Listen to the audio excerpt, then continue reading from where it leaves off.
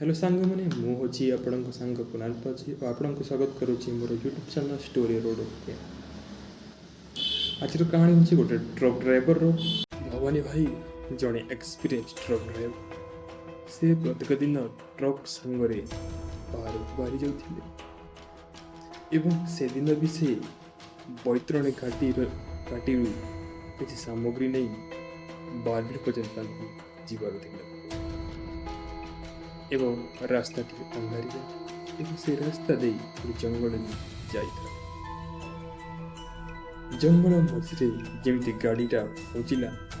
हठात भवानी भाई देखिले गोटे महिला धला शाढ़ी पिंधि रास्ता कड़े हाथ को हल भगवान भाई आश्चर्य होगले एत राति जंगल मझे ये महिला एटी कौन कर भगवान भाई भवानी भाई टिके दयापूर्वक लोक से किसी न भावी ट्रक से महिला पाक नहीं अटकिले से महिला कहला भाई मत बारबिल मत छाड़ी दिंतु भवानी भाई मनुष्यपणी देखा से महिला को गाड़ी ऊपर बस देले एवं ट्रकटा चलने को लगला भवानी भाई ट्रक रे गीत बाजु थाए एवं से गीत रे मग्न हो गाड़ी को चलाउ था भवानी भाई टिके ख्याल भी नथिला जे से महिला गाड़ी रे बसी 10 किलोमीटर गला पर भवानी भाई भाविले आ पछपटू देखा से लगे सभा पड़े सीट रे कहीं नथिले सीट खाली थिला तापरे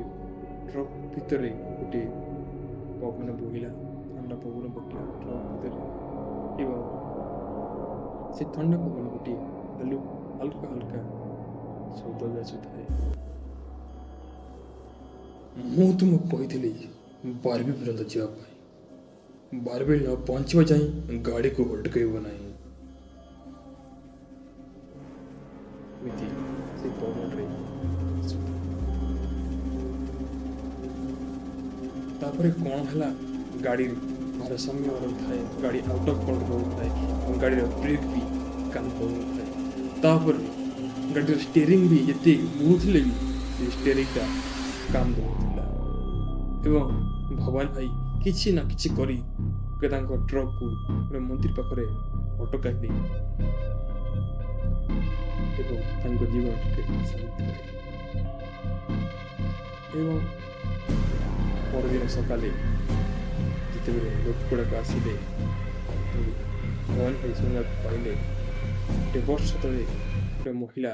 ट्रक तले आसी मृत्युवरण करते एवं से महिला प्रत्येक अमावास्या दिन आसी गोटे ट्रक को लिफ्ट मांगती